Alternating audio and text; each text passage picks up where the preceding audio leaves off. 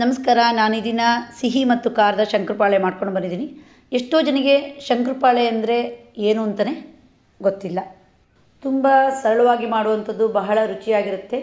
ಇದರ ರೆಸಿಪಿಯ ಇತಿಹಾಸ 100 ವರ್ಷದಷ್ಟು ಹಳೆಯದು. ಈ ಶಂಕರಪಾಳೆ ಮಾಡೋದು ಹೇಗೆ ಅಂತ ಶ್ರೀಮತಿ ಅನಸೂಯ ಸತೀಶ್ ಅವರು ವಿಡಿಯೋ ಮೂಲಕ ತೋರಿಸ್ಕೊಡ್ತಾರೆ. ಬನ್ನಿ ಈಗ ವಿಡಿಯೋನ ನೋಡ್ತಾ ಹೋಗೋಣ.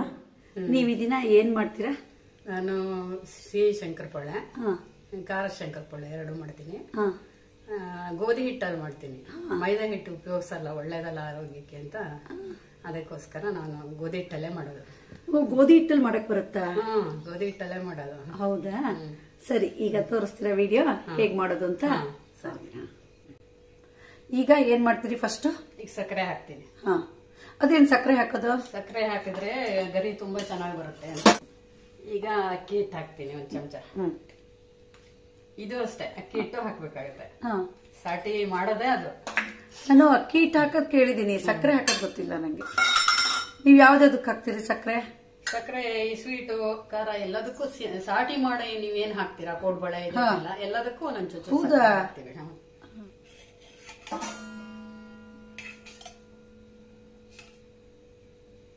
ಎಷ್ಟು? 4 ಸ್ಪೂನ್ ಹಾಕಿದ್ದೀನಿ. ಕೆನೆ ಹಾಕೋದ್ರಿಂದ ತುಂಬಾ ಗರಿ ಬರುತ್ತೆ.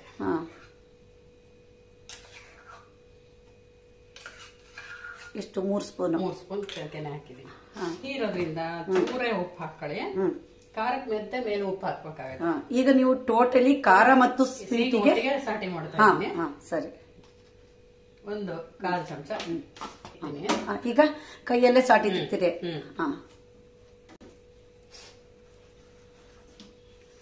ಕಲರ್ ಬರಬೇಕು, ಅಷ್ಟು ಚೆನ್ನಾಗಿ ತಿಕ್ಬೇಕು. ನಾನು ನಿಮ್ಮ ಮನೇಲಿ ಶಂಕರಪಾಳೆ ತಿಂದಿದ್ದೀನಲ್ಲ, ಅದು ತುಂಬಾ ಚೆನ್ನಾಗಿತ್ತು. ಕೆಲವರು ಗರಂ ಬರಕ್ ಸೋಡಾ ಹಾಕ್ತಾರಲ್ಲ? ಇಲ್ಲ, ನಾ ಯಾವ್ದಕ್ಕೂ ಸೋಡಾನೇ ಉಪಯೋಗಿಸಲ್ಲ. ಸೋಡಾ ಮತ್ತೆ ಆರೋಗ್ಯಕ್ಕೂ ಒಳ್ಳೇದಲ್ಲ. ಎಣ್ಣೆ ಕರಿಯುತ್ತೆ, ತುಂಬಾ ಚೆನ್ನಾಗಿ ಕುಡಿದ್ರು. ಹೌದು, ಆರೋಗ್ಯಕ್ಕೂ ಒಳ್ಳೇದಲ್ಲ. ಈಗ ಸಾಟಿ ಆಯ್ತಾ? ಸಾಟಿ ಆಯ್ತು. ಇದ್ರೊಳಗೆ ಡಿವೈಡ್ ಮಾಡಿ ಈಗ ತೆಗೆದಿಟ್ಕೊಳ್ತೀನಿ ಖಾರಕ್ಕೆ. ಈ ಸಾಟಿನ ತೆಗೆದಿಟ್ಕೊಳ್ಳೋದು. ಒಂದೇ ಸರಿನೇ ಖಾರ ಮತ್ತು ಸ್ವೀಟ್ ಮಾಡ್ಬಿಡ್ಬೋದಲ್ವಾ? ಸಿಹಿ. ಈಗ ಸಿಹಿಗೆ ಇನ್ನೊಂದು ಚಮಚ ಸಕ್ಕರೆ ಹಾಕಂತೀನಿ. ಏಲಕ್ಕಿ ಪುಡಿನೂ ಇದಕ್ಕೆ ಹಾಕ್ಬಿಡ್ತೀನಿ.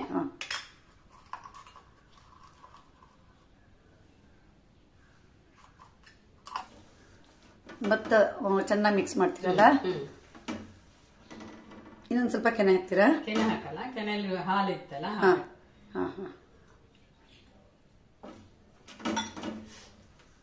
ಗೊತ್ತೇ ಇಲ್ಲ ಈ ತರ ಮಾಡ್ತಾರೆ ಅಂತ. ಈಗ ಹಿಟ್ಟು ಹಾಕಿ ಚೆನ್ನಾಗಿ ತಿಕ್ಕೊಳ್ಳೋದು. ಈಗ ಎಷ್ಟು ಹಿಟ್ಟು ಹಿಡಿಯತ್ತಿದು? ಇದು ಸುಮಾರು 1 ಬೌಲ್ ಹಿಟ್ಟು ಹಿಡಿಯತ್ತೆ ಇದಕ್ಕೆ. ಈಗ 1 ಬೌಲ್ ಹಾಕ್ತೀವಿ. ಈಗ 2 ಬೌಲ್ ಹಾಕೋದಾದ್ರೆ ಸಾಟಿ ಇದ್ರೆ 2ರಷ್ಟು ಡಬಲ್ ಬೇಕು. ಹೌದಾ? ಈಗ ಚೆನ್ನಾಗಿ ಉಟ್ಕೊಳ್ತೀವಿ. ನನ್ ಗೋಧಿ ಹಿಟ್ಟಲ್ಲಿ ಮಾಡೋದು ಗೊತ್ತೇ ಇರ್ಲಿಲ್ಲ ನಂಗೆ. ನಾವು ಮೈದಾ ಹಿಟ್ಟು ಉಪಯೋಗಿಸಲ್ಲ ಯಾವ್ದಕ್ಕೂ. ಆರೋಗ್ಯಕ್ಕೂ ಒಳ್ಳೇದಲ್ಲ. ಒಳ್ಳೇದಲ್ಲ, ತುಂಬಾ ಮಿಕ್ಸ್ ಇದು ಬರುತ್ತೆ ಅಂತ. ಹೌದು. ಮತ್ತೆ ಮೈದಾ ಹಿಟ್ಟು ಇಷ್ಟು ಗರಂ ಬರಲ್ಲ ಅಲ್ವಾ? ಬರುತ್ತೆ, ಬಟ್ ಜೀರ್ಣ ಆಗಲ್ಲ. ನಮ್ಮ ಅಮ್ಮನ ಕಾಲದಲ್ಲೆಲ್ಲ ಮೈದಾ ಹಿಟ್ಟು ಚೆನ್ನಾಗ್ ಬರ್ತಿದ್ರು, ಮಾಡ್ತಿದ್ರು. ಬಟ್ ಈಗಂತೂ ಯಾರು ಮೈದಾ ಹಿಟ್ಟು ತಗೊಳ್ಳೋದೇ ಇರಲ್ಲ. ಇದು ಎಷ್ಟು ವರ್ಷದ ಹಳೆ ಕಾಲದ ಇರ್ಬೋದು ನಿಮ್ದು ರೆಸಿಪಿ? ನಮ್ಮ ಅಜ್ಜಿ ಕಾಲದಲ್ಲೂ ಮತ್ತೆ ನೋಡಿ, ಅಜ್ಜಿ ಕಾಲದಷ್ಟು ಇತಿಹಾಸ ಇದೆ ಇದಕ್ಕೆ. ಅವಾಗ ಸಕ್ಕರೆ ಪಾಕ ಮಾಡಿ ಹಾಕಿಡ್ತಿದ್ರು ನಮ್ಮಮ್ಮ. ಸ್ವಲ್ಪ ಏರ್ ಪಾಕ ಮಾಡಿ ಅದೆಲ್ಲ ಕರೆದ್ಬಿಟ್ಟು ಸಕ್ಕರೆ ಪಾಕದಲ್ಲಿ ಊಟ ಇಡ್ತಿದ್ರು. ತಿಂಗ್ಳುಗಟ್ಲೆ ಹಾಳಾಗ್ತಿರ್ಲಿಲ್ಲ. ಹೌದಾ? ಈಗ ಸಕ್ಕರೆ ಪಾಕಕ್ಕೂ ಹಾಕ್ಬೋದು? ಹಾಕ್ಬೋದು, ಬಟ್ ನನ್ಗ ಇದಾಗ್ಲಿಲ್ಲ. ನಾನ್ ಸಕ್ಕರೆ ಪುಡಿ ಹಾಕ್ತೀನಿ. ನಾನು ಇದೆಲ್ಲ ಸುಲಭ ಆಗತ್ತೆ ಅಂತ ಈಗ ಏನ್ ಸುಲಭ ಆಗತ್ತೋ ಅದನ್ನ. ಈಗ ಚೂರು ಉಪ್ಪು ಹಾಕ್ತೀರಾ ಸ್ವೀಟಿಗೆ? ಈಗ ನೀರ್ ಹಾಕಿ ಕಳಿಸ್ತೀನಿ. ಸ್ವಲ್ಪ ನೀರ್ ಹಾಕ್ತಾ ಬರ್ತೀರಿ.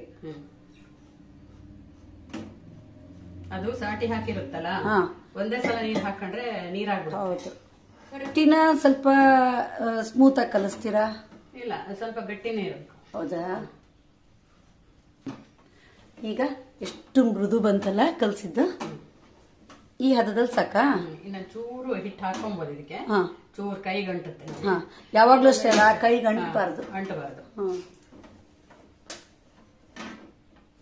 ಇದಕ್ಕೆ ಸಕ್ಕರೆ ಹಾಕಿರೋದ್ರಿಂದ ಸ್ವಲ್ಪ ನೀರು ಒಡೆಯುತ್ತೆ, ಅದಕ್ಕೆ ಸ್ವಲ್ಪ ಗಟ್ಟಿಯಾಗೆ ಕಲಿಸ್ಬೇಕು. ಈಗ 1 ಸ್ಪೂನಷ್ಟು ಗೋಧಿ ಹಿಟ್ಟನ್ನ ಮೇಲೆ ಹಾಕಿ ಕಲಿಸ್ತಾ ಇದ್ದಾರೆ. ಈಗ ಆಯ್ತಲ್ಲ, ಹಿಟ್ಟು ಕಲಸಿ ಇಡೋಣ. ಈ ಖಾರದ್ದು ಕಲ್ಸ್ಕೊಂಡ್ಬಿಡೋಣ. ಈಗ ಇದನ್ನ ಬದಿಗಿಡ್ತೀರಾ? ಈ ಹದದಲ್ಲಿ ಆಯ್ತು. ಇಲ್ಲಿ ಮತ್ತೆ ಸಾಟಿ ಇದೆಯಲ್ಲ, ಖಾರಕ್ಕೆ ಮೊದಲು ಸಾಟಿ ಇಟ್ಕೊಂಡಿರಲ್ಲ ಅದನ್ನ ಹಾಕ್ತೀರಿ. ಈಗ ಉಪ್ಪು,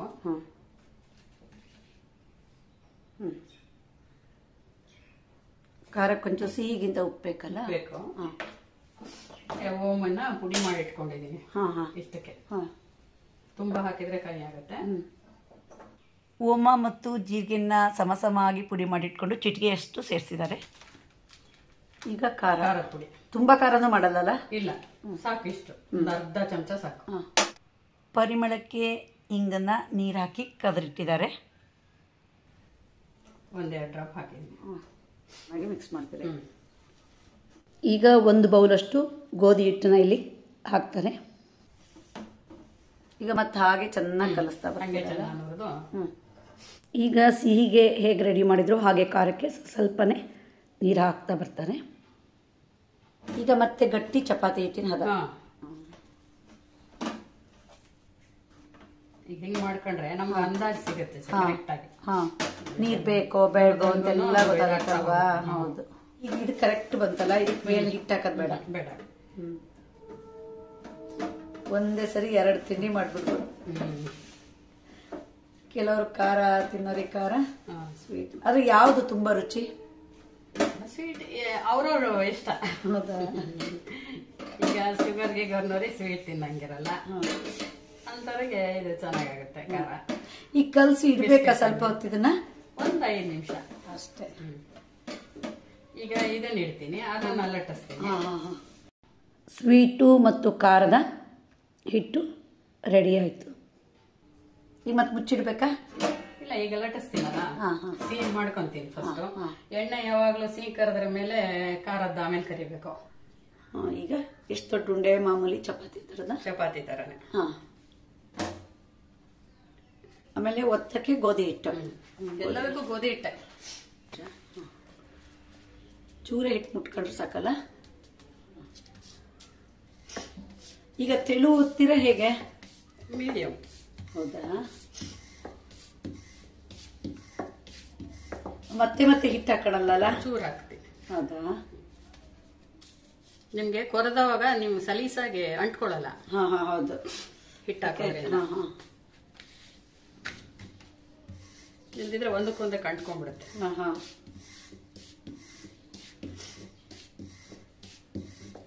ಸಾಟಿ ಹಾಕಿದಕ್ಕೆ ಎಷ್ಟು ಚೆನ್ನಾಗಿ ಗೊತ್ತಾಗ್ತದೆ.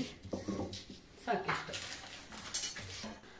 ಈಗ ಲಟ್ಸಾಯಿತು, ಹಾಗೆ ಕಟ್ ಮಾಡ್ತಾ ಹೋಗ್ತಾರೆ. ಕೆಲವರು ಡಬ್ಬಲ್ ಹಾಳೆ ಹಾಕ್ತಿದ್ರು, ನಾನು ನೋಡಿದ್ದೀನಿ ಅದನ್ನು. ಹಾಕ್ತಾರೆ ಕೆಲವರು, ಬಟ್ ಅದು ಬಿಟ್ಕೊಂಡು ಬರುತ್ತೆ ಅಂತ. ಹೌದಾ? ಸೈಡಿಗೆ ತೆಕ್ಕೊಬೋದು.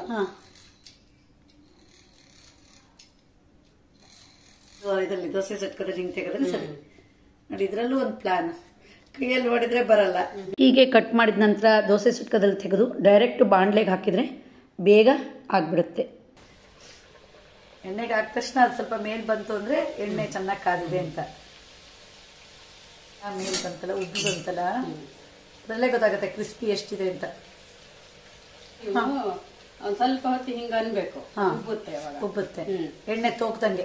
ತೋಕದಂಗೆ. ಈಗ ಉರಿ ಸಣ್ಣ ಇಟ್ಕೊಳ್ತೀರಾ? ಈಗ ಸಣ್ಣ ಮಾಡ್ಕೊಂಡ್ರೆ ಫಸ್ಟ್ ಜೋರ್ ಇರುತ್ತೆ ಉರಿ. ಇದು ಮೊಗ್ಚ್ ಹಾಕುಂಟ ನೀವೀಗ ಹಿಂಗೆ ಹಂಗೆ ಮಾಡಿದ ತಕ್ಷಣ ಇದಾಗುತ್ತೆ. ಬ್ರೌನ್ ಕಲರ್ ಬರ್ಬೇಕಲ್ಲ? ನೀವು ಮಾಡೋ ಮೆಥಡ್ ನೋಡಿದ್ರೆ ಶಂಕರಪಾಳೆ ಬಹಳ ಈಸಿ. ಸಾಕ ಈಗ? ಎಣ್ಣೆನೂ ಕುಡಿಯಲ್ಲ ನೋಡಿ. ಎಣ್ಣೆ ಅದಕ್ಕೆ ಸಾಟಿ ಹಾಕಿರುತ್ತಲ್ಲ, ಅದಕ್ಕೆ. ನೀವು ಯಾವುದೇ ಸಾಟಿ ಜಾಸ್ತಿ ಹಾಕಿದ್ರೆ ಎಣ್ಣೆ ಕುಡಿಯಲ್ಲ. ಸಾಟಿ ಹಾಕಿದ್ರೇನೆ ಎಣ್ಣೆ ಕುಡಿಯೋದು.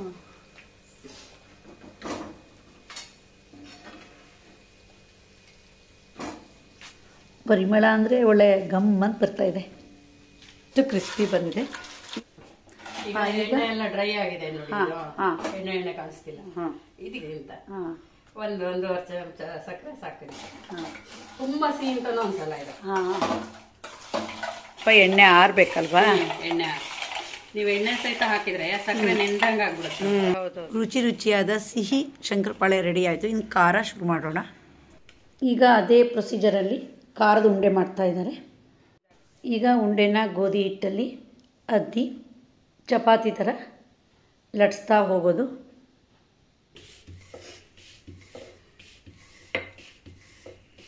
ಲಟ್ಸ ಹದ ನೋಡಿ. ಒಂದು ಸರಿ ಹಿಟ್ಟು ಹಾಕೊಂಡ್ರು ಸರಿ. ಈಗ ಮತ್ತೆ ಇದಕ್ಕೆ ಹಿಟ್ಟು ಹಾಕೊಳ್ಳೋದು ಬೇಡಲ್ಲ? ಮತ್ತು ಸ್ವೀಟಿಂದಕ್ಕೆ 2 ಸರಿ ಹಚ್ಕೊಂಡ್ರಲ್ಲ? ಇದು ನೀರುಳ್ಳಿ ಇರ್ತಲ್ಲ.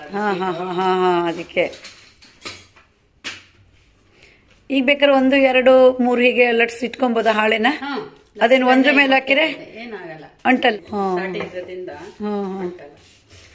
ಸಿಹಿ ಮೊದಲು ಕರೆದಿರೋದ್ರಿಂದ ಅದರಲ್ಲಿ ಸ್ವಲ್ಪ ಬುಡದಲ್ಲಿ ಗಬಡು ಅಂತೀವಿ.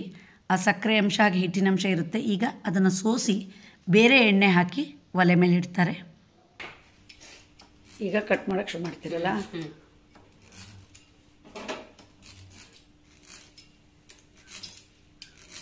ಬರ್ಬೇಕಲ್ಲ ಕರೆಕ್ಟಾಗಿ.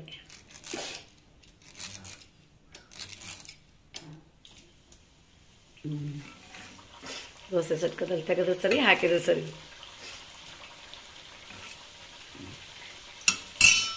ಹೀಗೆ ಎಣ್ಣೆ ತುಪ್ತಾ ಬರಬೇಕಲ್ವಾ? ತುಂಬ ಕ್ರಿಸ್ಪಿಯಾಗಿ ಬರುತ್ತೆ. ಪೂರಿನಾರು ಹಾಗೆ ನೋಡಿ. ಹೌದೌದು. ಯಾವುದಾದ್ರು ಎಣ್ಣೆಲಿ ಹಿಂಗೆ ಮುಳುಸಿಟ್ಕೊಂಡ್ರೆ ಇದು ಗೋಲ್ಡನ್ ಕಲರ್, ಸ್ವಲ್ಪ ಡಾರ್ಕ್, ಸ್ವಲ್ಪ ಡಾರ್ಕ್ ಬರುತ್ತೆ. ಖಾರದ ಪುಡಿ ಹಾಕಿರ್ತೀವಲ್ಲ, ಇಷ್ಟ ಅದಲ್ಲ.